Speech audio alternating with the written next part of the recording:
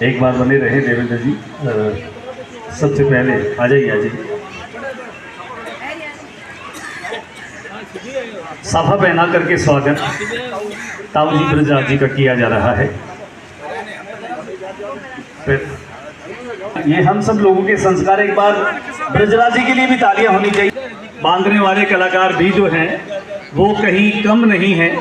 बीकानेर की पहचान अगर भुजिया और रसगुल्लों से है, किलों और हवेलियों से है, बांधने वाले कलाकारों से भी बीकानेर की पहचान है। एक बार इस कलाकार का भी जोरदार। उमेश आचार्य जी इनका नाम है। और देखिए पलक झपकते ही आपने ये पगड़ी शानदार तरीके से बांध दी है। और इस कड़ी में अब मैं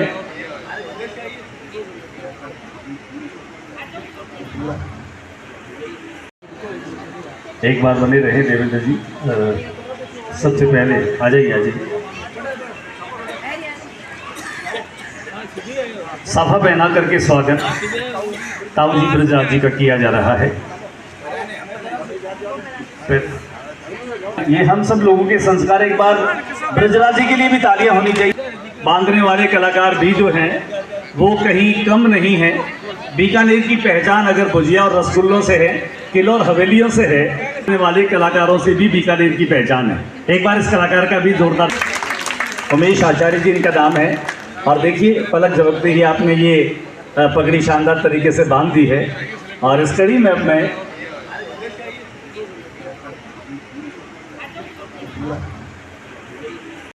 ये खेलने में, बातचीत करने में, बात व्यवहार में भी इसमें तत्परता और चपलता देखी मैंने।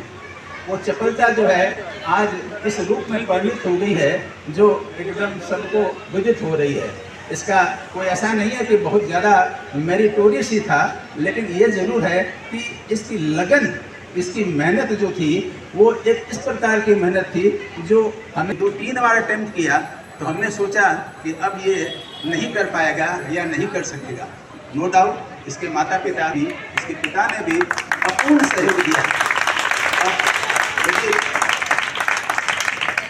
यदि हर दिन तो यदि कहा जाए तो माँ और बाप पूर्ण रूप से इसके भविष्य पर एकदम पूर्ण इस पर ये लगे हुए थे।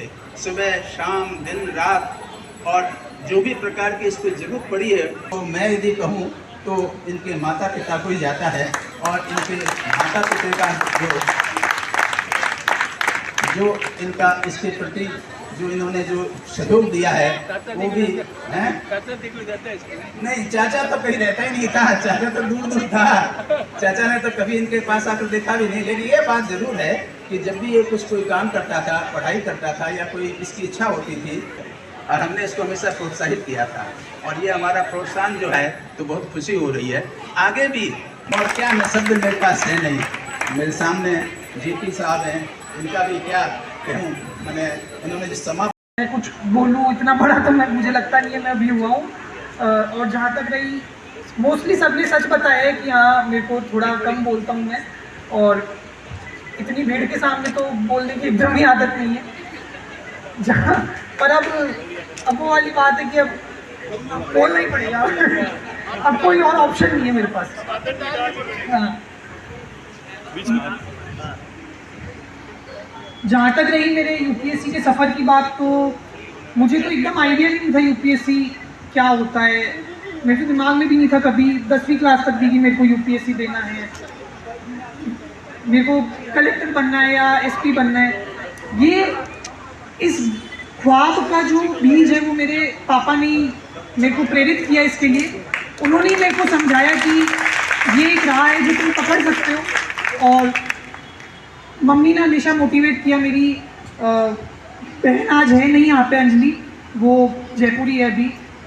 उसने मेरे को पूरे मतलब जो मेरी 4-5-6 साल की पूरी जर्नी रही थी लंबी, शायद एक वो है जिसने, चाहे मैं फेल हो रहा था चाहे पास हो रहा था, उसने हमेशा मेरे को सपोर्ट किया। और मुझे आज भी याद है जब मैं दूसरी बार इस परीक्षा में फेल हो गया था, और फेल भी ऐसा नहीं कि पहली बार प्रीलिम्स में फेल हुआ, दूसरी बार थोड़ी सफलता लगी, मेंस लिखे या इंटरव्यू तक पहुंचे, फिर जाके फेल हो गया। दूसरी बार में मैं पुनः प्रीलिम्स में ही फेल हो गया था।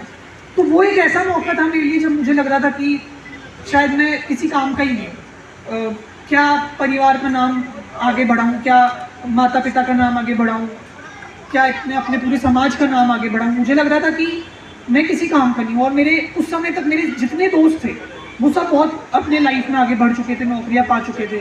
और उस समय मेरी बहन ने, पापा ने, मम्मी ने, नाना जी ने, सब ने, और ताऊ जी ने, मेरे घर परिवार सब ने बहुत सपोर्ट किया और बोला कि एक और प्रयास तुम करके देखो। और मुझे इस बात की बहुत खुशी है कि इस प्रयास में फाइनली मेरा सिलेक्शन हुआ और मैं 90 ऑल इंडिया रैंक 96 लेके आया। और जैसा कि यहाँ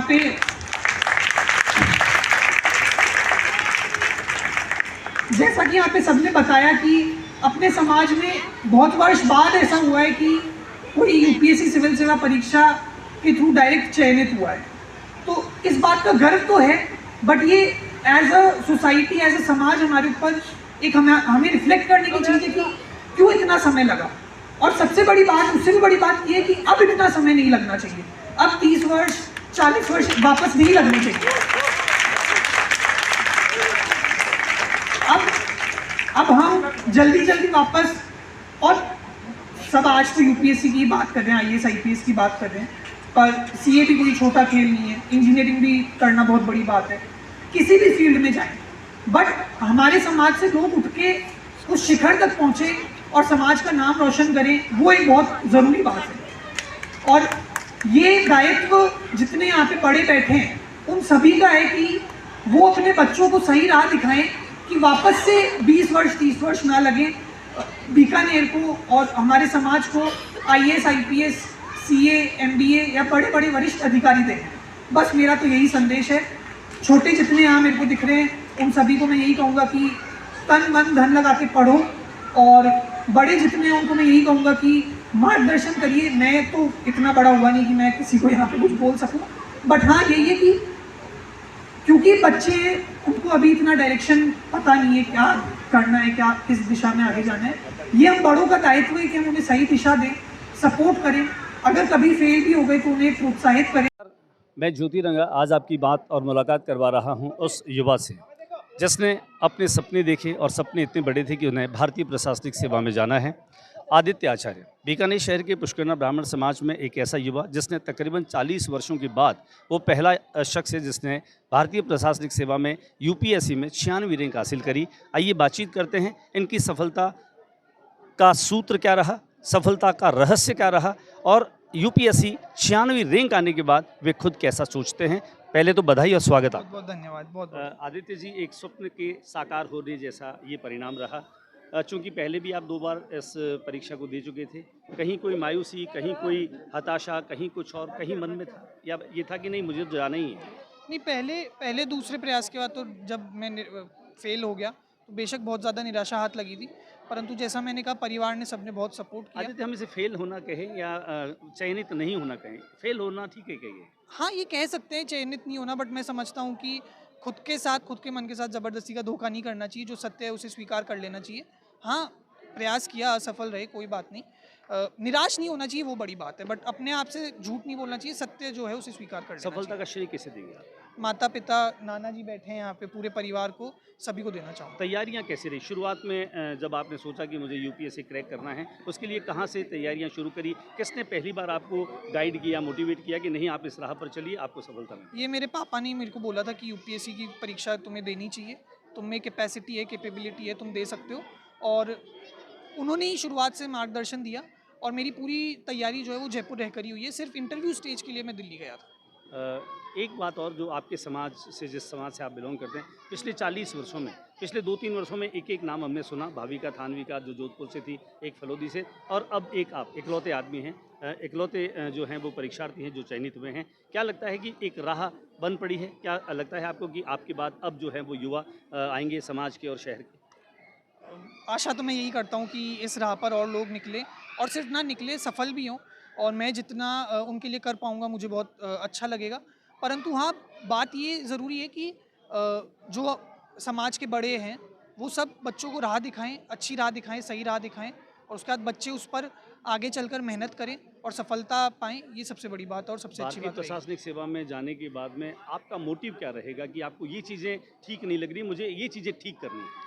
इतना तो गहन तरीके से मैंने अभी तक सोचा नहीं है, परंतु हाँ दिमाग में ये है कि सरकार जो भी दायित्व मुझे देगी उसका पूरा कर्तव्य पूर्ण निष्ठा से काम करूँगा, और जो मेरे हिस्से काम आएगा मैं उसे अच्छे से करके जो मेरे परिवार के संस्कार मुझे दिए हैं वो मेरे कार्य में भी झलके, ये मेरा आप प्रयास ब्राह्मण हैं, साधना मंत्र उपासना ये आपके परिवार की परंपरा में आपने बुजुर्ग, तो सफलता का जो मंत्र है, मूल मंत्र या हम कहें बीज मंत्र जो हैं वो क्या हैं, जो आपको देख रहे हैं, सुन रहे युवा, उनको बताइए कि अगर वो भी आपकी तरह जाना चाहते हैं, सफल होना चाहते हैं, तो उनको क्या करना चाहिए। बीज मंत्र सिर्फ एक है और वो एक वर्ड ही है, बस निरंतरता। निरंतरता से लगे रहिए, मन खोल के दिल खोल के लगे रहिए, मुझे लगता है सफलता जरूर आती है। बहुत बहुत शुक्रिया बातचीत के लिए। निरंतरता जरूरी है सफलता के लिए। कोई भी काम आप करना चाहें, कोई भी काम छोटा नहीं है। आप कोई भी बड़ी मंजिल को पाना चाहते हैं, उसके लिए आपको कदम छोटा ही बढ़ाना पड़ता है। इसलिए छोटे ही सही लेकिन निरंतर कदम बढ़ाते रहें, मंजिलें आपको मकसूद मिलेगी। मैं ज्योति प्रकाश रंगा, आदित्य आचार्य के साथ,